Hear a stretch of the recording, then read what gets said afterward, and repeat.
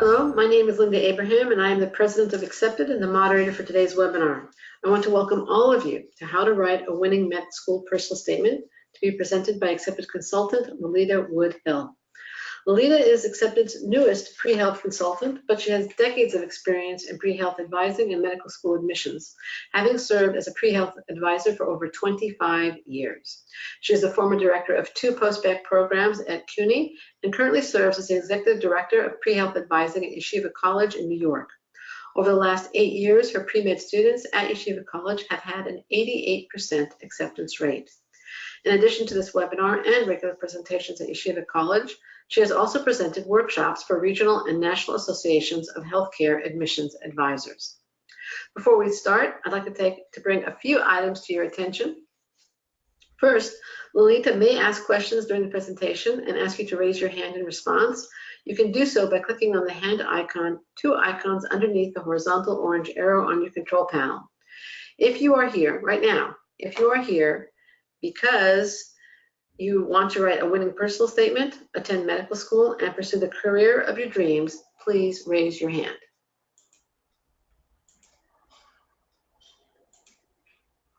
Okay, most of you are here for the right reasons and have figured out how you raise your hand. So, okay, thank you very much. Now, raising hands allows you to respond to our questions. What about your questions? We have allotted time at the end of Lolita's presentation for questions, and we'll answer them then. Now, we use the question window for your questions, but we also use it for you to answer our questions. So if Lolita asks an open-ended question, please post your answer in the question window. And you can, of course, post questions that you have as she's talking also in the question window. When you leave, you're going to receive a brief survey. Please fill it out. We do value your feedback and use it to make changes to our webinars and also to introduce new ones. Now, you're in luck. This is one of those webinars where we have a bonus for webinar registrants. However, we don't want you to sit here nervously wondering what the special for today is. So I'm going to tell you right now, and you can see it on your screen actually, $100 off your first order over $1,000. This is a 1-week only special, and only registrants at this webinar are going to know about it. The coupon code is BEADOC, B-E-A-D-O-C. It ends May 7th. Actually, that was yesterday. Oh, I know why this is wrong. Okay, it's going to have to end. This is because we had to change the date of the webinar. So I apologize for the error. It's going to end May 13th. Sorry about that, folks. This is one detail I forgot. I also want to thank those of you who accommodated the change in schedule due to a death in my family. I could not moderate last week, so we postponed this a week. So I will change the expiration date to May 13th. We also like to learn a little bit about our audiences before we dive into the webinar, so I have a few questions for you. The first one is, number 1, where are you at in the application process? You're a first-time applicant this cycle, you're a reapplicant for this cycle, or you're planning ahead to apply in 2020 or later. Okay. Again, the options are first-time applicant for this cycle, reapplicant for this cycle, or planning ahead to apply in 2020 or later. We're at 71% having voted. Can we get it up? I'd like to see if I can't get it up over 80%. Here we go. We're at 75, 5, 4, 3, 2, 1. I'm closing the poll with 79% having voted, so that's pretty close. And the results are 73% are first-time applicants for this cycle, 18% are reapplicants for this cycle, and 9% are planning ahead to apply in 2020 or later. That's great. Okay, welcome one and all. It's very interesting. I actually thought we'd have a few more reapplicants here, but all are welcome. Next question for you folks is, are you planning to apply for MD only, DO only, or MD and DO programs? Okay. Again, click on the most appropriate option for you. MD only, DO only, or MD and DO programs. We have 77% having voted. Can we get up over 80? 5, 4, 3, come on, somebody vote. 2, 1. Okay. we're at 77%, and here are the results. 39% are MD only. Let's see, where is it? I guess 0 or DO only. That's surprising. And 61% are MD and DO. Okay, thank you. And then we're going to have our last poll. Have you started writing your personal statement yet? Okay, yes, I've begun writing. I've made some notes. No, not at all. Okay, have you begun writing your personal statement yet? The options are, yes, I've begun writing, or I've made some notes, and 10% no, not at all. Okay, we're at 69%. Anybody else want to fess up that they haven't started writing? 5, 4, 3, 2, 1. I'm going to close the poll with 72%. Thank you for adding that vote, whoever it was. And here are the results. 70% have begun writing. Good for you. 22% have made some notes, and 9% not at all. Okay, thank you all very much. Enough with the preliminaries. Without further ado, Lolita Wood-Hill and how to write a winning personal statement. Hi, everyone. Thanks for joining us today. I just want to say I'm excited to be here, and I am not a seasoned webinar person, so I hope you will go along with me if I stumble a little bit. Thanks so much. One of the first things I want you to keep in mind as you're preparing to write or preparing notes is a little mantra that someone put together. I don't know who it is. All writing is reader-centered and purpose-driven. So that means you need to, at all times, think about who your readers are, and at all times, you need to think about what's the purpose of what you're writing. And of course, what we have in front of us is a screen of very distinguished admissions deans from all over the country. These are your readers. This is your audience. One of the things you want to think about as you're writing is keep in mind that this audience is an audience of people who are probably closer to your parents' generation than they are to yours. So as you write, keep in mind that some references that you make may not be appropriate or may not be received or understood well because these are not millennials. These are people from a different generation. I'll give you an example. My son is a big Marvel comic book fan, and he's going to be applying to medical school. And he said, well, maybe I'll write about the reason that I wanted to be a doctor is because I always thought of doctors as one of my superheroes, Dr. Strange. I said, Dr. Strange, Superman, everybody understands. Dr. Strange, not so much. So keep in mind that your reader has to be, you have to think of what's their comfort level, what's their experience, what are they familiar with. If you do that, you'll be on target each and every time. Now, your readers are admissions committee people, or they are screeners for the admissions committee at medical schools. They want to know that you are someone that interests them, someone who they think might fit into their class, someone who meets their criteria for matching the mission statement and the vision statement of the school. So your values and their values need to come together institutionally, and hopefully you'll resonate with each person that reads your personal statement. You'll resonate with them personally. They'll take something away from it that makes them say, ah, I understand that, I get that, I feel that also. Okay? What's their job? They're going to make decisions about whether or not you get an interview. No interview, no acceptance. So, yes or no to the interview really hinges on this personal statement in combination, obviously, with other things in the application. Okay? Do you add something to their class that makes you a different color in the mosaic that they want to create? That's what an admissions dean said to me. We look at our class as a mosaic. Are they someone who is a fencer? Is this someone who speaks multiple languages? Is this someone who is an avid a biker or someone who is a twirler, EMT, paramedic, someone who travels all over the globe. These are the things they want to know about you, and they want to know is if your experiences make you a good fit for them. If you grew up in a rural community and you apply to big city schools, how are you going to connect your rural experience so that a big city school understands that that experience will make you valuable to them in a big city? You have to connect the dots at every point for these people who are reading these essays. Connect your dots. Make sure that you are always thinking about whether or not you are on target to making a statement about who you are as a person. Okay? What do they want to know?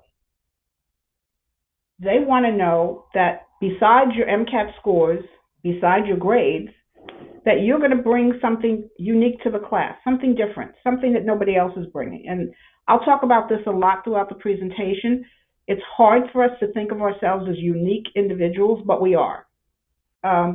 So it doesn't have to be diversity in terms of your race, but it can be in terms of your experiences, your values, how many times, how many schools you changed. My husband attended 6 different high schools because his dad was in the Air Force, so they traveled a lot.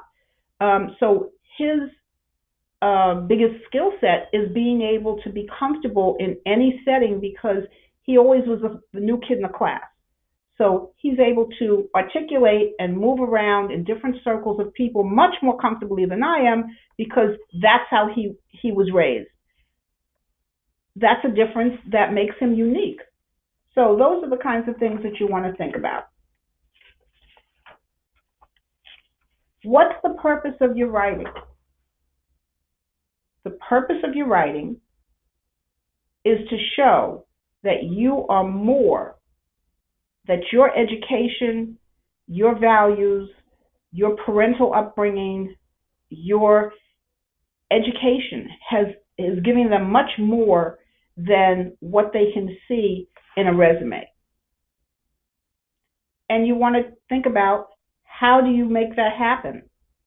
How do you explain that you were someone who went to a high school and you were the only person there who had come in 10th grade instead of 9th grade? That your experience is with a single parent rather than 2 parents?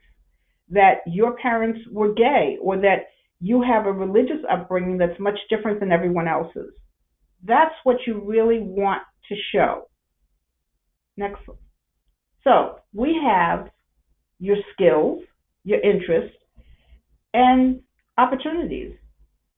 Those are going to bring you to the destiny of being a doctor. Your skills are, again, MCAT scores, GPA is a given. But what other skills do you have?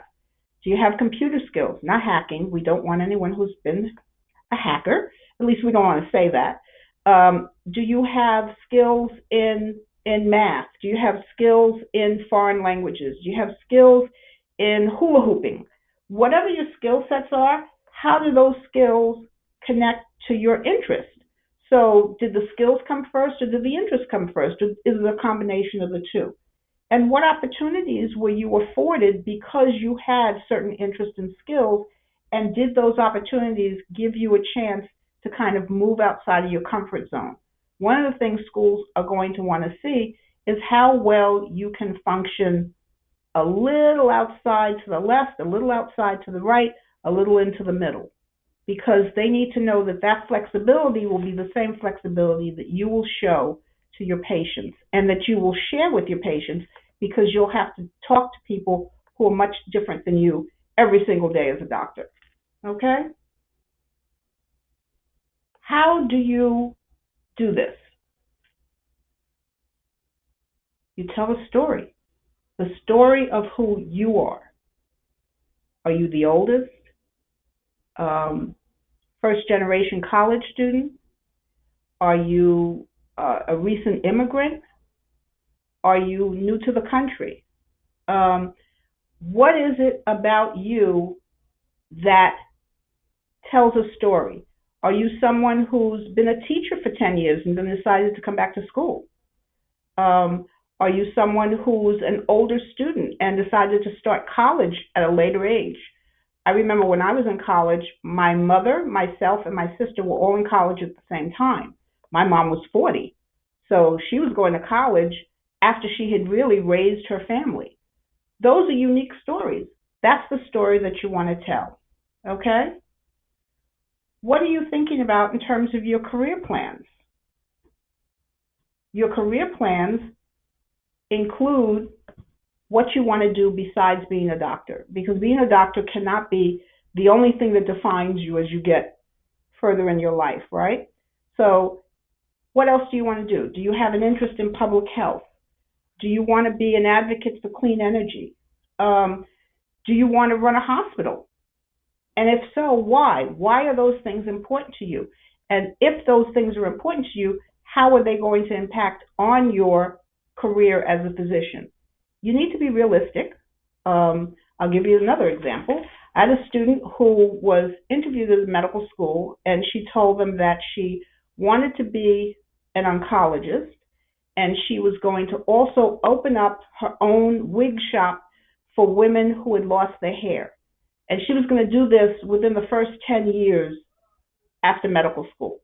Well, first 10 years after medical school, you're paying back loans, you're doing mostly your residency, and so opening a shop for wigs didn't seem like a realistic achievement for her to think about at this point in her career. When the school rejected her, I reached out to the school and asked them why. They said they just thought that she was a little immature because she didn't quite have it, that what her 10-year plan after medical school should look like. So be careful. Make sure that you have a realistic assessment of what's actually going to happen.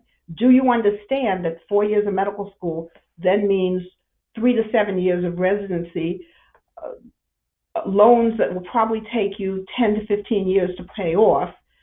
So just make sure that you're realistic, and make sure that you connect your being a physician and your other interests to how all of that's going to make you a better doctor, a better person, someone who's able to connect with patients. Okay? Next, let's think about, when did you develop an interest in healthcare? You see this slide with the X? That's because I do not want anyone listening to this webinar to think that they should start with, I've always wanted to be a doctor. Or I got my first doctor kit when I was 5. I knew then I was going to be a doctor. Or I always treated my cat and made sure that I covered all their boo-boos. That is not a realistic picture of when you actually wanted to be a doctor. That's a kid's dream, right? So what you really want to talk about is, when did that dream stop being a childish kind of wish and become an adult kind of plan? Okay? There's a difference between a wish and a plan.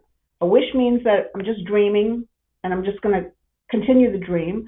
A plan means that I actually thought about what I'm doing and I'm taking actions to make sure that that happens. That's the point at which you want to talk about. When did you turn your childish dreams of being a doctor into a targeted plan for a career? When you can make that connection, and if you can make it really strongly, that's what schools will value. How have you demonstrated your interest and your commitment to this new career? And that's what you got to show. It's not, I love medicine, I adore my doctors, I adore patients. That's not what you want to say. You want to talk about, as an EMT, I was able to triage patients effectively, efficiently. I learned how to be good in an emergency. I learned how to modulate my voice so that patients felt comfortable and they felt less fear as they were going through these emergencies. I was a hospital volunteer. I worked in a nursing home. The skills that I learned in listening to people, paying attention, giving them comfort, just a pillow or a blanket, showing them that someone cares. Those are the kinds of things you want to talk about, okay? And again, how far in those experiences have they taken you out of your own comfort zone? If you're living in New York City, you probably have access to many, many different types of people. You get on a train, and there's probably 500 different languages going all at once in a train. But maybe you live out in a rural county and you don't have access to a lot of different people. Your experience may be more insulated. So maybe you took a trip to Guatemala for 2 weeks and you built wells and helped people develop clean water sources in another country. Those are experiences that will give them a sense of how willing you are to come outside of your comfort zone. Okay? The next thing is, again, what makes you unique? What sets you apart from everyone else? That's the tough question. And we'll have some pre-essay writing exercises that we'll do a little later. And I hope that'll help you to pinpoint your uniqueness. Do not let anyone tell you that there's nothing unique about you, because we are all unique. Again, whether it's how we perceive things, how we manage trauma, how we manage difficulties in our lives, where we are in our families, how we live our lives. Those are all things that you can answer questions to say how you are unique. Okay? Now, what we want to do next is we want to talk about what a personal statement is and isn't. So let's start with what a personal statement is. It's about you. Again, remember, the focus is always on you. It's not about you, your parents. It's not about who you admired as a doctor. It's not about a politician that you love. It's about you. What can you identify? What traits can you identify in yourself that you value in yourself, that you value in others? And you want to make sure that you keep coming back. Every time you write a sentence, you come back to, am I addressing me or am I addressing someone else? I had a student come into my office today and brought me a sample of his personal statement. The first 3 paragraphs were about a stranger that he helped who was jogging in the New York City Marathon, and he collapsed. And the young man's an EMT, so he tells a story about how he helped this man during the New York City Marathon. Then he goes on to tell us about how the man reminded him of his grandfather. And then he talks about his grandfather and how his grandfather was such a great human being, and he did this for the community, he did that for the community. 3 paragraphs in, I still did not have an answer to who he was as a person, besides the fact that I knew he was a great grandson. Nice, but that's not going to get you into medical school. And that he was an EMT, and that he had the presence of mind to see someone who's in trouble and he helped them. Nothing about all the other things that he was going to bring to the table. That he plays instruments, he plays sports, he does teaching, he's doing a master's in nutrition and finance. None of those things came out because he spent 3/4 of his essay talking about 2 other people. This has to be about you. And once you talk about you, then we have to prove it. Then it's not a question of, I am an EMT, I am a paramedic, I am a nursing assistant, I am a teacher's assistant. The next thing that we have to make sure is that you are demonstrating that you have actually accomplished things and have made yourself a person of interest. So you want details, anecdotes, give examples. Everything should have an example. I want to be a doctor who is able to work with patients who only have managed care insurance. Let's pick that as a topic. Okay, that's fine. That's what you want to do. Well, show me how we know that that's actually something that you can actually do. Um, I have been a medical scribe for Kaiser Permanente for the past 2 years. I take notes for the physician. I interact with patients.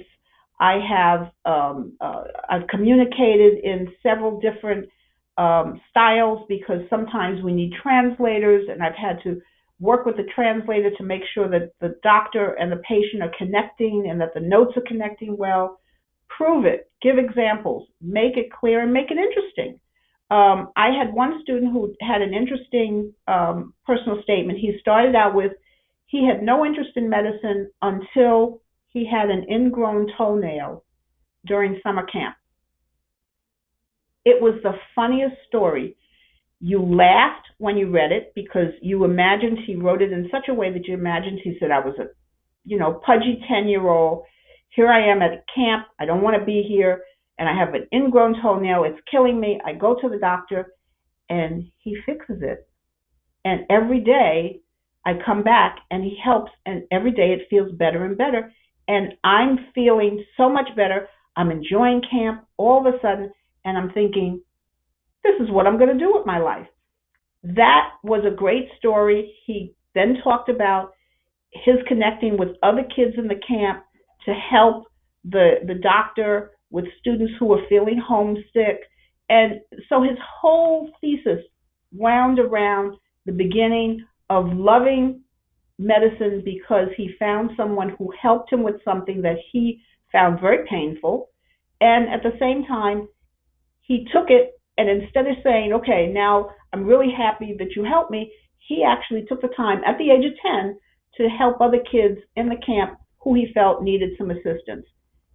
He got accepted every place he applied. He also had good scores, he had good grades, but his statement really resonated with everybody who read it because who doesn't have an experience of summer camp and something going wrong? A lot of us do. So I think that's something that you need to think about. The other thing personal statement has to be is it has to be conversational.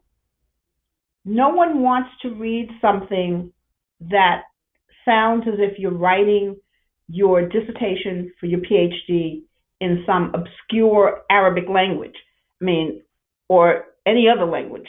It can't be full of big words. It can't be full of words that you would never use if you were speaking to someone in person. So try not to get trapped into using your thesaurus to find the biggest and most exciting words that you can if it's not language that you're comfortable with, okay? You want to make sure that they understand that you can write well and you can write with sophistication, but it does not have to be overwhelmed with language that just doesn't resonate when you go in for an interview. Tell the story. Tell them what happened.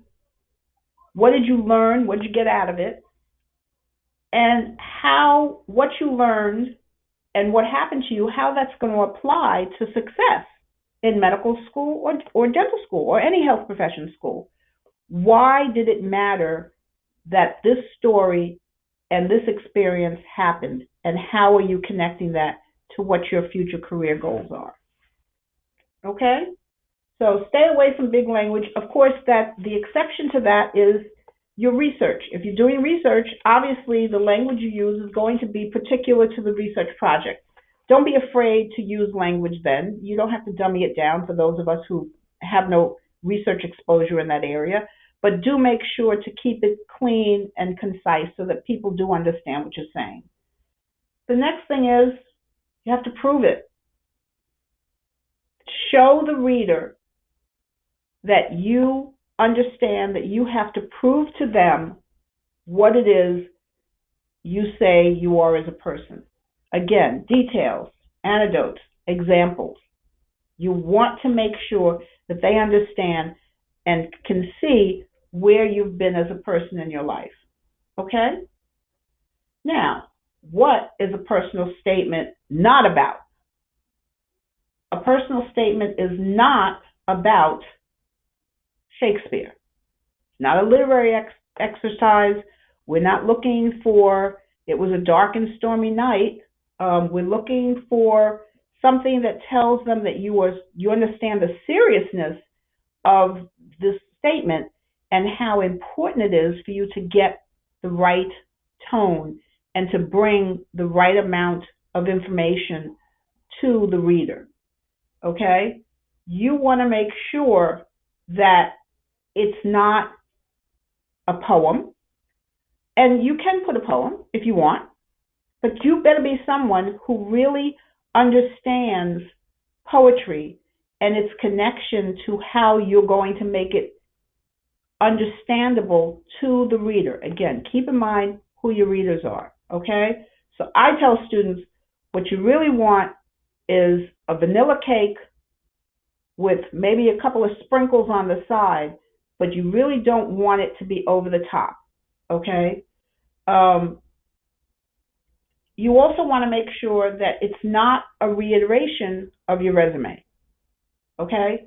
This is not, I'm going to take my resume and I'm going to write out sentences and that's my personal statement. That's the opposite of what you want to do.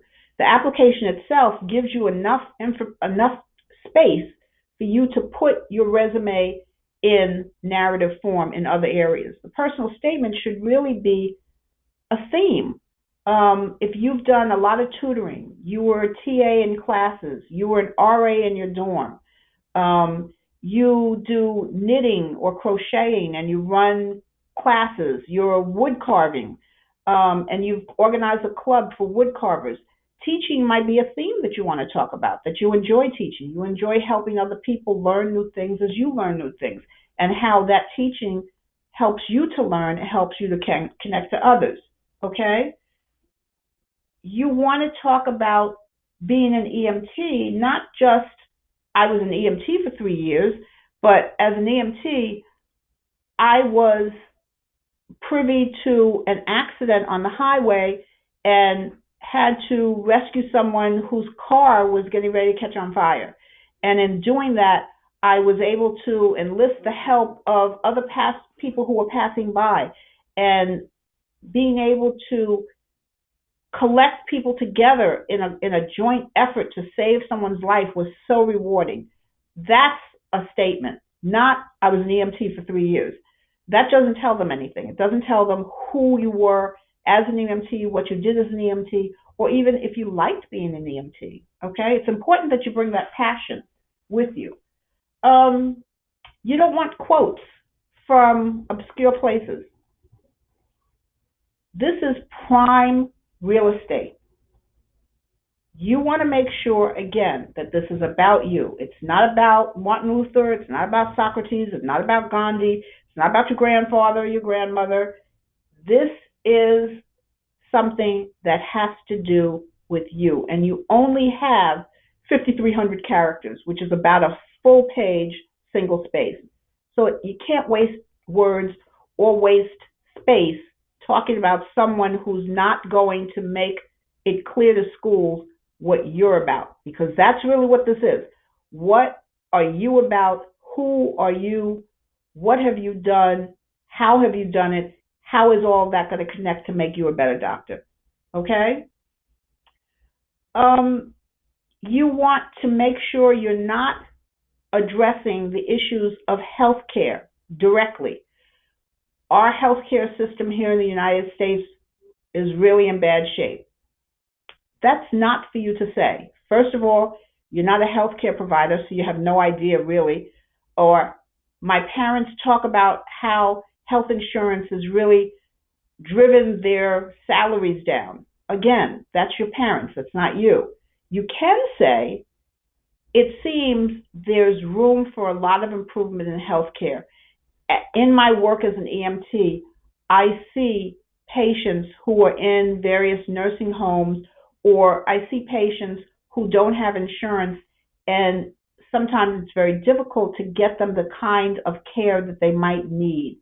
That you can say, because again, that's something that you've seen, you've observed it, you've practiced it in the role that you've been serving in. Okay, so that's okay. Um, you want to make sure that you stay away from blanket statements about politics. Oh, all Republicans are terrible. All Democrats are terrible. You want to stay away from controversial topics. I had a student who talked about he didn't like to speak to women because he found that they always misconstrued his statements. Well, the first thing that came to my mind when he wrote it, I said, oh, have you been accused of rape?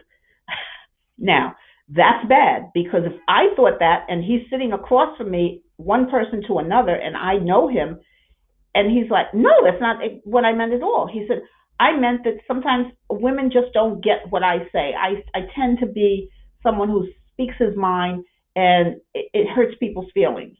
So then we had to go back and forth a while so we could kind of tease that apart and not put that in his personal statement. Those are the kinds of things you don't want to do. Negative statements, statements about, I wish I had done better in my undergraduate career, but now I've done really well in my postbac. It's really to keep everything on a positive note, okay? So try and watch out for those kinds of things. Because you want to make sure that they also understand what your limits are in terms of what you know and what you think you know. And you only want to talk about what you know. So avoid phrases such as I think, I feel, I hope, I intend, it seems. Those are very passive. They really don't add anything to a sentence. Again, think of this as prime real estate, and every word that you put in that's not needed, you're going to pay for. Okay?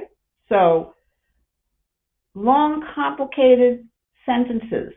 If you can't read that sentence out loud without taking a breath, and there's no commas in there, there's no punctuation, then the sentence is too long.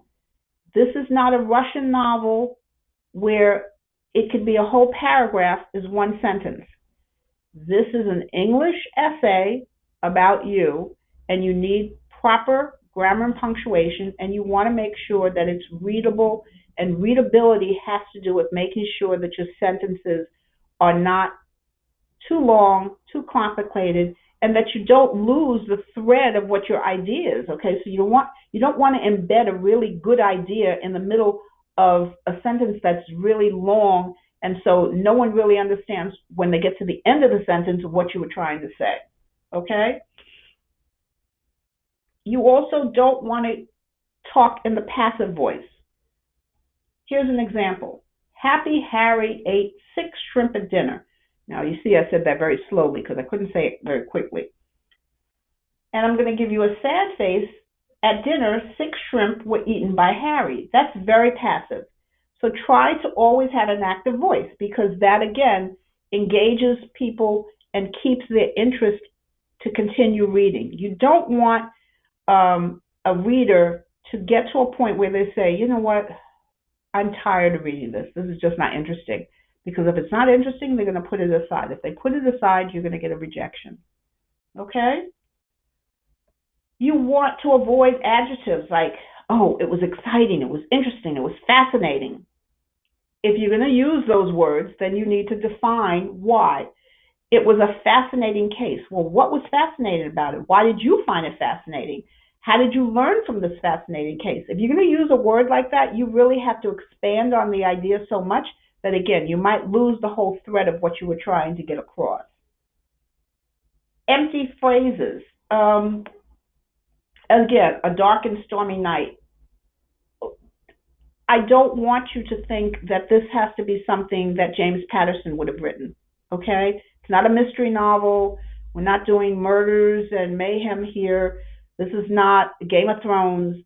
This is an essay about you, okay? Talk about what you know.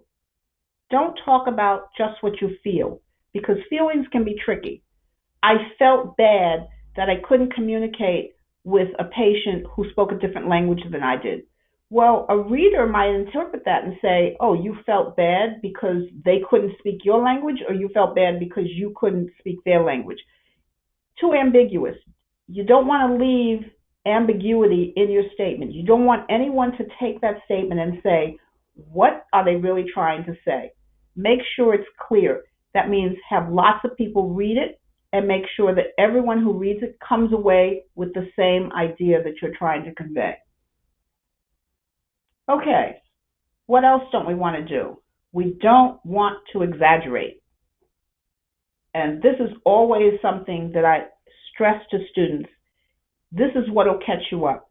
If you did a research project and you were second author on a paper, but you're second author because the first author is your father's best friend, and so you really don't know what the project was about except for your little part in it, but you expand on this whole idea that you spent hours and you wrote all this terminology and you did all this statistical analysis, and then someone asks you about it and you can't talk about it in any way that shows that you have an expertise in the area, you've just turned your interview into dust because it's going to go away. So don't exaggerate. People want to know the real you, not the you that you wish you would like to portray because you think that's what's needed. It's not needed. Okay? Don't talk about, you were the one person that made sure that a patient got the care that they needed as they were in the emergency room, languishing in a chair. You were the only person that noticed that they needed help. And so it was your efforts that made sure that they did not die that night. That is exaggeration. Because obviously, although you might have been observant, someone had to come and treat that patient, and it certainly couldn't not have been you. The other thing is, I have students who go on trips to foreign countries, and they get to do a lot. I delivered 6 babies. I actually got to do a C-section. Really? If you did a C-section in a foreign country and you tell an American medical school that, you'll never get into medical school here. Why? First, because you don't have any skill sets that should allow you to take a knife to another human being and surgically remove something. And if you were allowed to do that in that country, that is unethical in so many different ways. You do not want to brag about stuff like that. That is stuff that you want to make sure does not come out in an interview, and you certainly do not want to put it on a piece of paper. And hopefully, if you have experience going overseas, you don't have that kind of experience where someone allows you to practice on people who normally you would not be allowed to practice on in your own country. So please don't exaggerate. It's a really terrible thing to do. Okay. Now, what else do we want to talk about? We want to talk about why is the personal statement important. It's important because schools need to know that you have communication skills. If you cannot articulate your thoughts, your experiences, your ability to make a connection between who you are and who you want to be, then schools are going to worry that you're not going to be able to make that same kind of connection with a patient. You're not going to be able to work as a team member with other healthcare professionals. You're not going to be able to make a connection with the people who have to train you. Okay? So make sure that you are articulating well who you are as a person.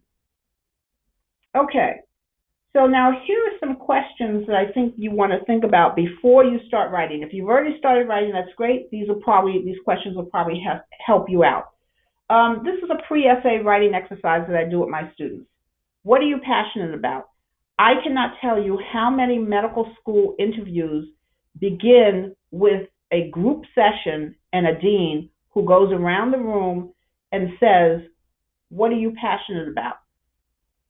You should be able to answer that question. And if you're not sure what you're passionate about, start thinking about it. Start thinking about the things that make you excited about coming to school, or excited about going to work, excited about your research, excited about performing in a musical hall or a dance recital or a theater group. What are you passionate about? Address that and you'll be on the road to success. Okay? The next question we want to talk about is, how and when did you develop those interests?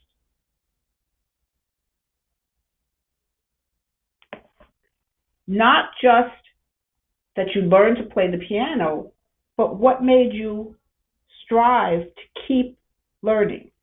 What made you want to perfect a particular piece of music? What made you decide that you wanted to be a prima ballerina? Those are the things that you want to talk about. How and when. This is when you can talk about your childhood, okay? You can go back and say, I started playing piano when I was 3. I really love playing the piano. It connects me to other people. I can sit down anywhere there's a piano and I can draw a crowd and I can connect people to each other. And that really gives me a lot of joy. That's great. That's perfect, okay? The next question you want to think about is number 3, which is what mistakes have you made and what have you learned from those mistakes? You don't want to write about, oh, I was a terrible student. I didn't know how to study my first year, so I failed everything. That's really not helpful to anyone, particularly to you. What you want to talk about is, I recognized early on that I didn't have the skills I needed to manage the course load I had taken on. So my first semester, I had to drop a class. My second semester, I took a lighter course load, and I started to go to the writing center and the tutoring center so I could really start to hone my skills in science learning. That's a positive statement. It says, I recognized I had made a mistake. I recognized I had skills I needed to have, but I didn't have. And I had a plan on how to fix them. That's a positive statement. That's a powerful statement. That's what you want to do.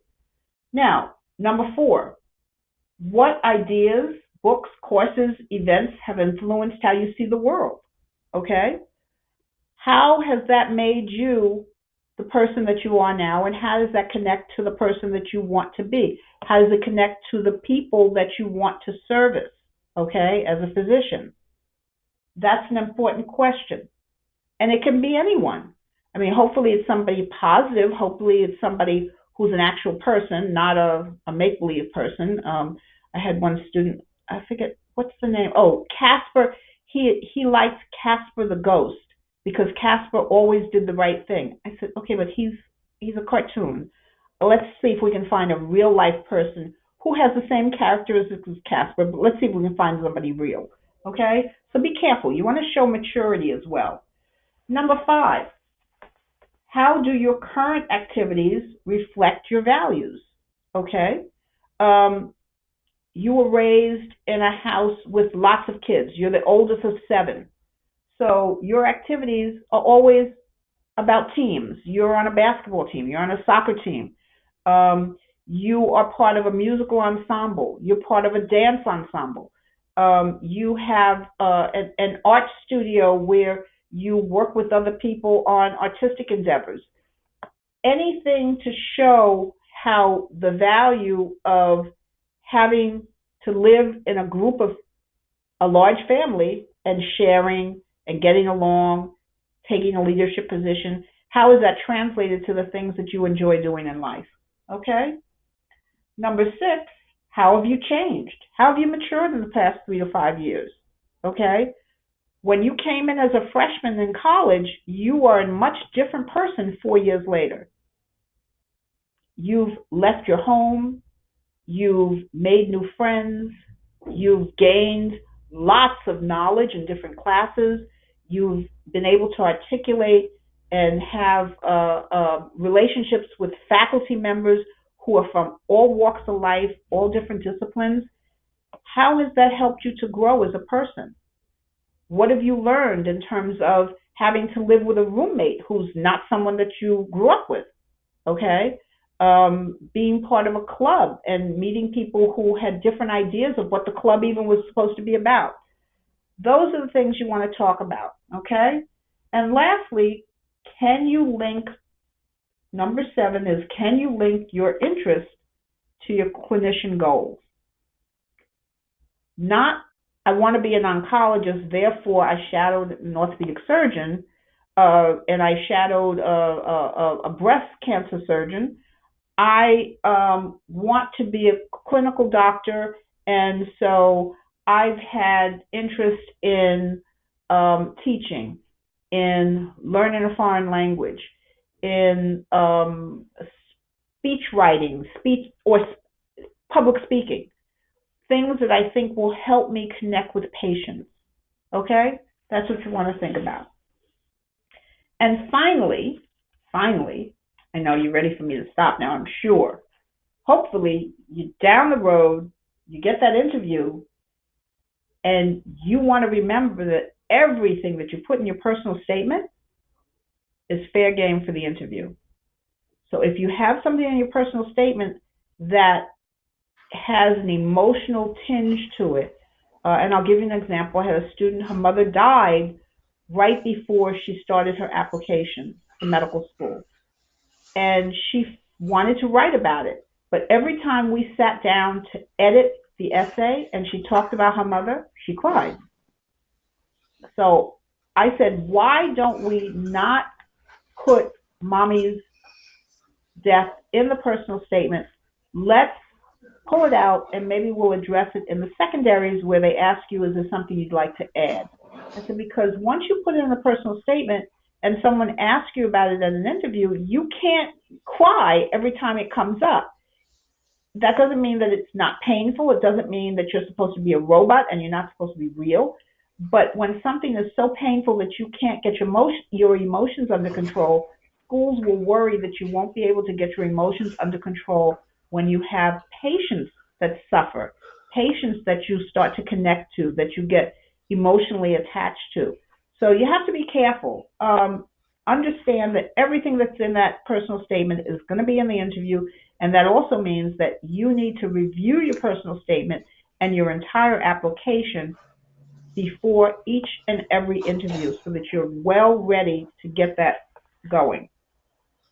And with that, I am done, and I'm going to turn this back over to Linda. I hope that this has been helpful. If you have any questions, I hope you'll ask them, and I hope I'm able to answer them. Thank you so much for listening tonight.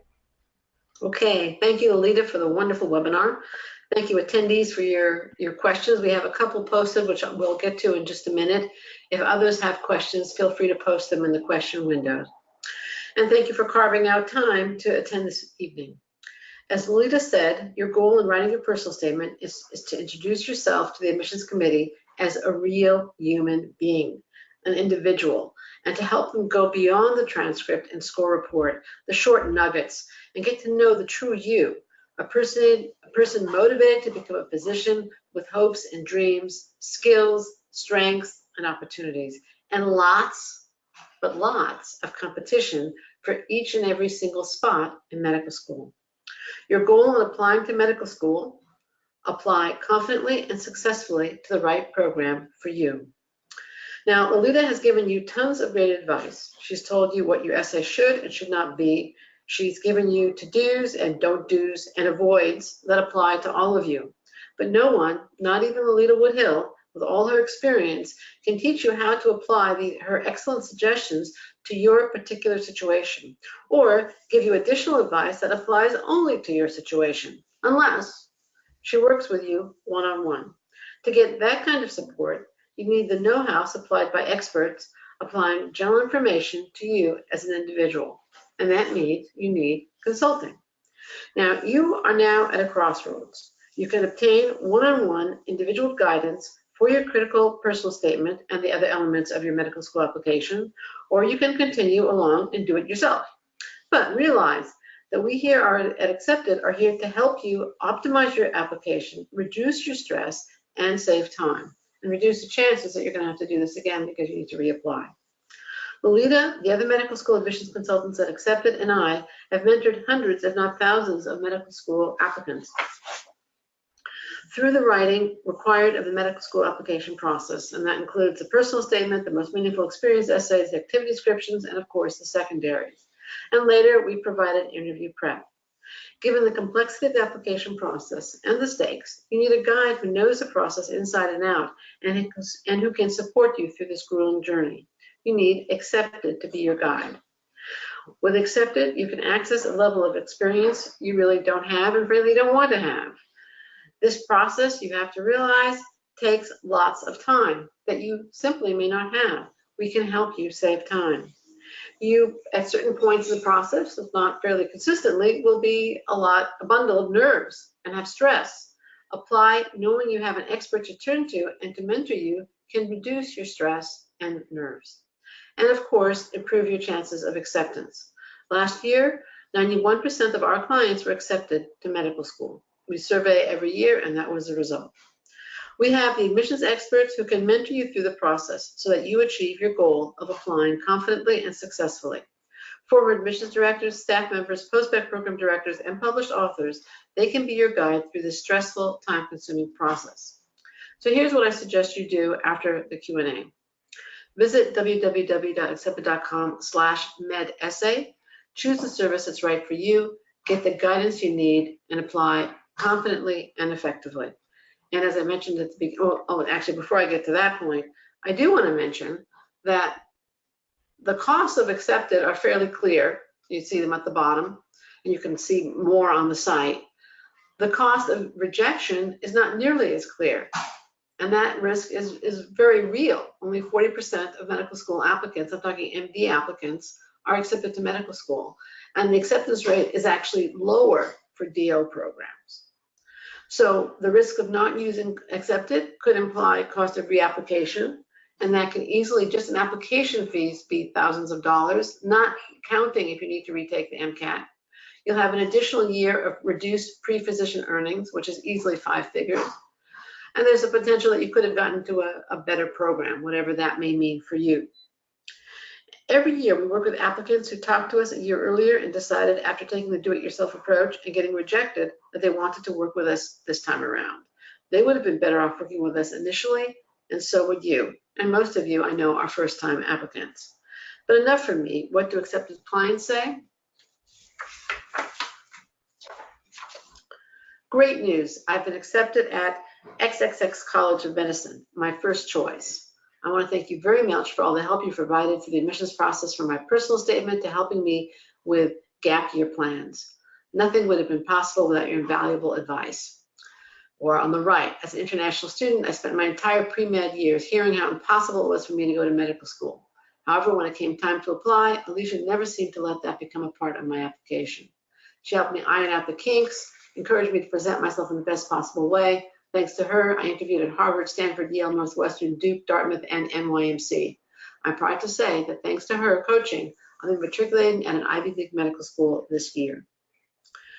We'd love to help you, as we've helped these clients and thousands of others over the last 20 years. So once again, here are the steps that I'd like you to take.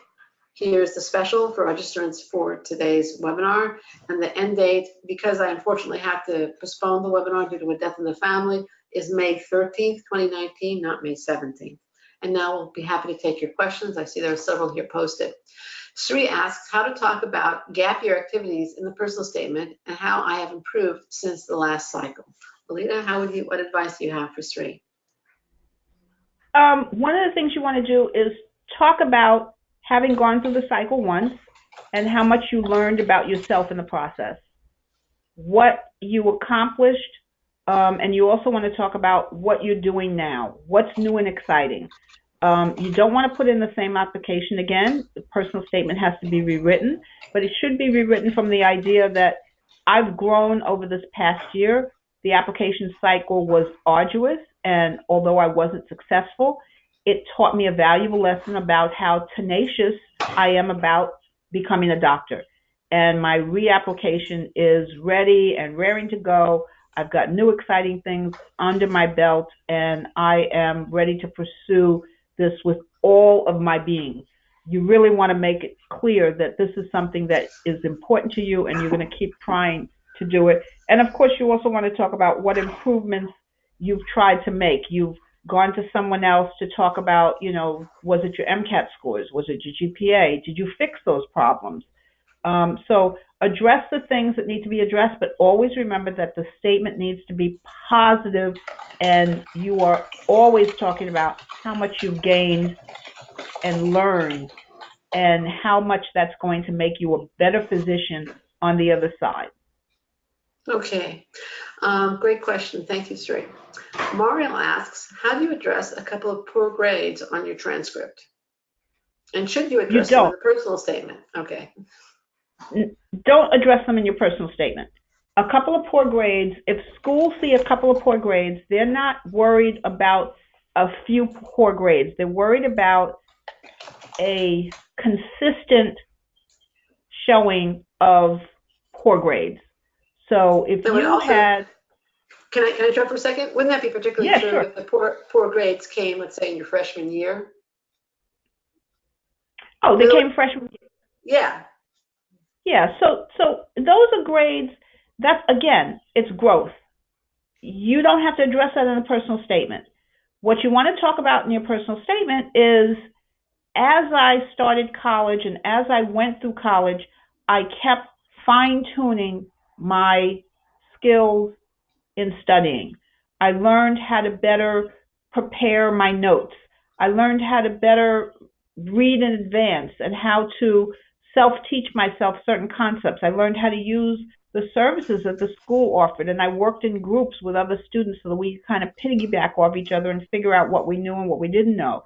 It's not, trust me when I tell you, schools are not interested in looking at your freshman grades and saying, oh, he got two C's in bio and calculus. How could we ever think he'll get able to get through medical school? No, they're looking for a trajectory that goes upward. And that trajectory, if it goes upward as your courses get harder, is a great position for you to be in. So don't worry about your freshman grades. I don't think you have to address them directly.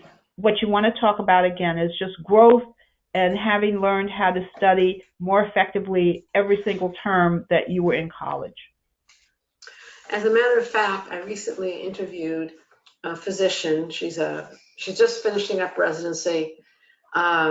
She, I think, attended Mount Sinai Medical College. So she obviously got into a very good college, medical school rather, but she flunked calculus as a freshman, and she had to retake it. Then she did very well. Obviously, the rest of her transcript was excellent. Lots of fascinating activities.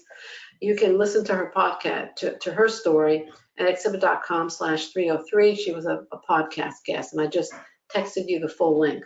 But the short link is just exhibit.com/303. Okay, next question. If anybody else has questions, please post them. Andrew asks, is it negative if you talk about physical and or mental health ailments as something unique about yourself? Uh, that's a hard question, and it's a good question to ask. And it's a delicate dance. I'll be honest with you. Schools cannot discriminate against you for any physical or mental ailments that you might have. But every medical school has a technical standard that you must meet. And so, what you should do is when you look at the schools, look at those technical standards for the physical requirements. In terms of mental health issues, if you are someone who has struggled with a mental health issue as an adolescent, okay, somewhere in your teenage years, you suffered with depression and maybe you were even hospitalized, but you haven't had any bouts of depression since then. I would talk about that in terms of, again, a growth experience, more maturity, becoming more confident in yourself, and the strength that you developed so that you didn't have to worry about this happening again.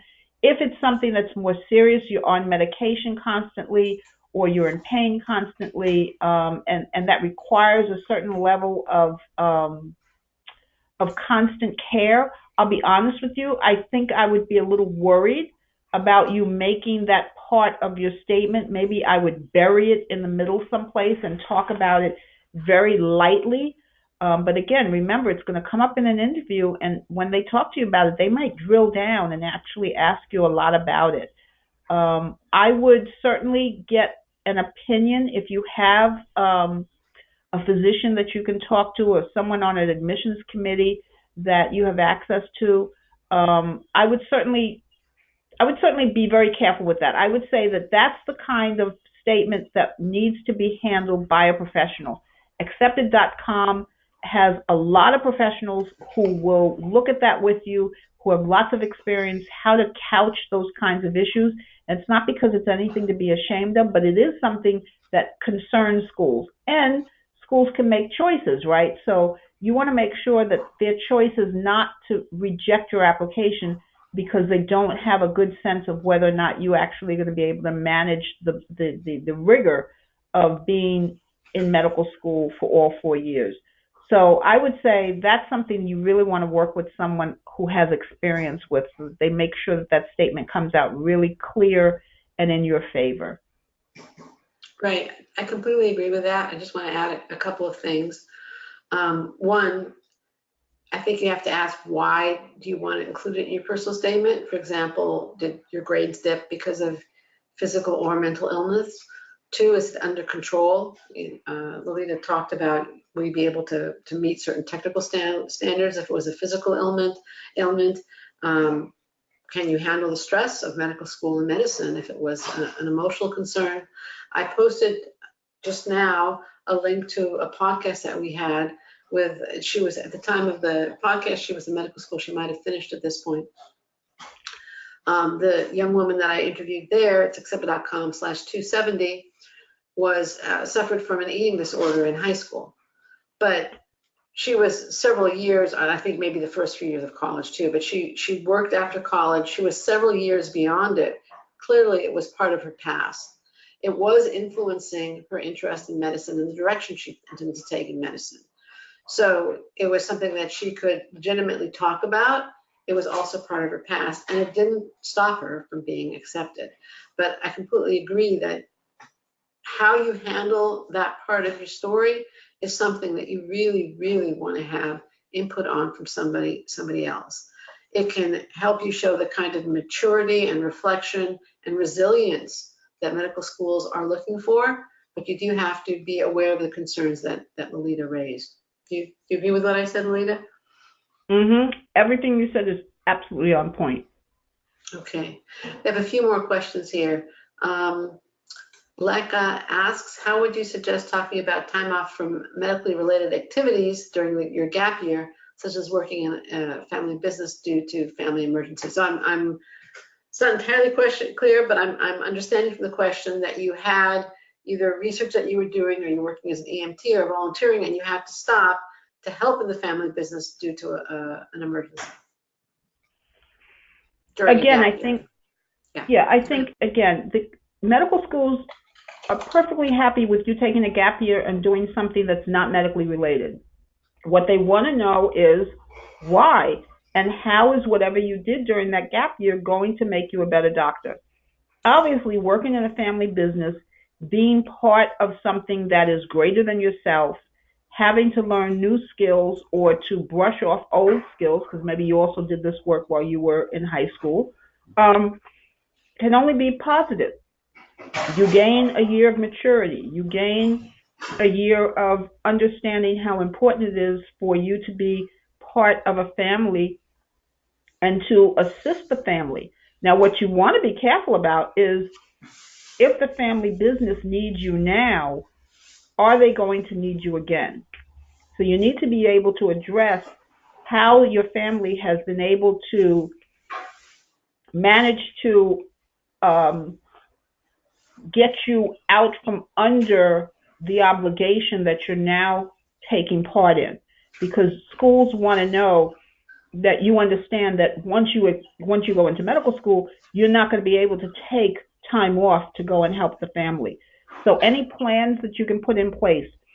A younger sibling has now finished college and they're going to take over. An older sibling has come back home to help out with the family.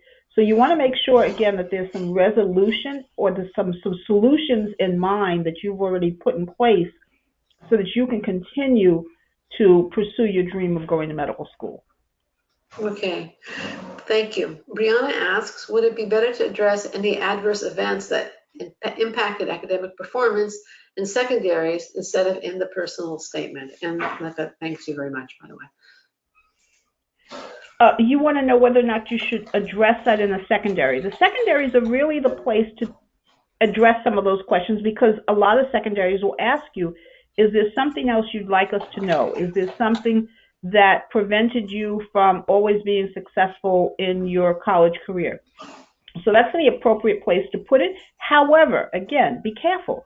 There are so many things that you want to talk about that will project a positive spin on your application. Make sure that answering those questions in the secondary doesn't drag the application down. You want to talk about bad grades, you can, again, talk about bad grades in relationship to how they changed, how you were able to grow from that, how you learned, what the new structure was, how did you solve the problem of not being able to do well in a particular class or a particular subject. Okay, so yes, you can use that in the secondary, but again, the secondary is part of what they're going to look at to see if they want to invite you for an interview. So keep that in mind. Whatever's in the personal statement and in that secondary, you want those two things to be able to reflect positively on you. Okay. Anna asks, how much space should I devote to exploring career avenues other than medicine before realizing medicine is the only career for me? It's kind of hard to answer in a vacuum, but go ahead, give it a stab. What I would say is that it's never bad to let schools know that you had other interests. Okay, I didn't always want to be a doctor. As I was coming into college, I thought of myself as an engineer. It wasn't until I began tutoring in a biology class and met someone who was an EMT that I started to think about medicine as a possible career choice. There's nothing wrong with that. You don't want to direct a lot of time and energy to that, obviously, because the time and energy needs to be about, after I figured out that this wasn't what I wanted to do, this is why I want to do medicine. So don't spend a lot of time on it, but there's nothing wrong with you addressing the issue of, this isn't always what my first choice was. I had other choices, I explored them, and in the exploration, I came to the decision that this was the best choice for me.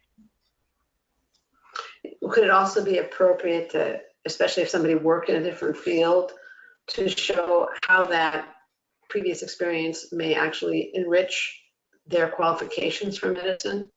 So if somebody was a teacher with communication skills, or if somebody was an engineer, they were a problem solver, and that may help with diagnostic skills, or is that another avenue, another way to approach these other career paths that one might have explored?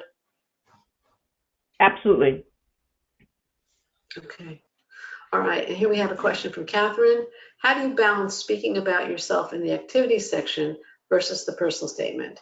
So much of who I am is shown through my activities, but I don't want to be repetitive in the personal statement. Well, again, the activities is very specific, and you want to drill down and give a lot of examples. In the personal statement, you want to connect them together. So you had a lot of activities. Are those activities connected in some way?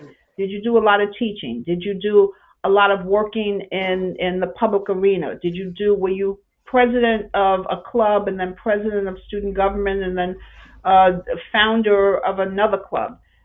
Connect all of those things together so that you have a central theme that you can talk about, and then you talk about each of those in passing, but not giving the kinds of details that you're obviously going to give in the activities section. Okay, thank you. I want to thank Lolita, first of all, for the excellent presentation and her answers. I want to thank you attendees for your time, attention, questions, and answers. And I'd like to share a final thought and story. Lolita has provided you with tons of information and insightful advice for your medical school personal statement. But keep in mind the goal here. Tell your story, your journey to medicine, while highlighting your strengths and your ability to be a skilled and compassionate physician. How can you do it? Well, here's how an accepted consultant helped one of our clients, let's call him Larry, in the consultant's words. Larry came to accept it after getting rejected the first time around. He had gotten 2 interviews the first time, but no acceptances. Well, he had some undergraduate struggles. He had done well on the MCAT. In his essays, he needed to explain why he had taken a year off during undergrad to improve his grades and transferred. He also needed to present his past experience in a compelling way for an admissions committee, even though that experience, teaching, was not specifically medically related. We focused on Larry's interest in the people he had worked with and taught, emphasizing the importance of communication and listening. Larry also started his own nonprofit, which helped to show his continuing interest in the communities where he had worked. We also worked on interview skills, ensuring that Larry listened to the questions being asked rather than responding hastily. In the end, Larry received his first medical acceptance by November and ended up the cycle with multiple acceptances. He was able to choose between several programs that were a good fit for his interests. Now, Larry received his first medical school acceptance last November, and later he wrote, "My consultant was such a reliable and invaluable resource to me throughout the application process. Thanks to her help, I presented a sincere and compelling narrative that was pivotal to my success this year. While she's an exceptionally talented editor, what stood out to me most was her demonstration of compassion and genuine care for me as a person. I always felt like I was her only client. Thankfully, I did not have to go through the application process again, but if I did, I would 100% work with her again." Now, Larry received the support he needed. He has started medical school and is walking the halls of various hospitals and clinics with his stethoscope slung around his neck. Imagine being in his shoes and getting that coveted acceptance, attending your white coat ceremony, and yes, walking the halls with a stethoscope slung around your neck. Larry once upon a time had challenges to overcome and an MCAS to fill out. He had a personal statement to write. He did it. So can you. Get accepted.